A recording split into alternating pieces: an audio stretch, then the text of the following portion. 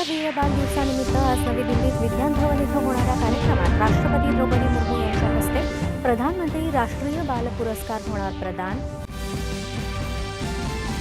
वीर बाल दिवसानिमित्त भारत मंडपम इथं होणाऱ्या मुख्य राष्ट्रीय कार्यक्रमाला पंतप्रधान नरेंद्र मोदी करणार संबोधित।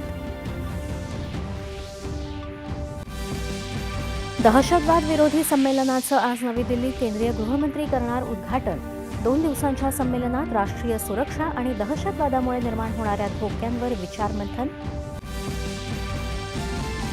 लांब पल्ल्याच्या गाड्यांसाठी रेल्वेची किरकोळ दरवाढ, आजपासून नवे दर लागू।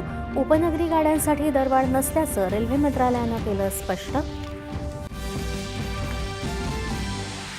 नागपूर, चंद्रपूर, अकोला आणि अमरावती या 4 महापालिकांसाठी भाजपा आणि शिवसेना यांच्यात युतीची घोषणा।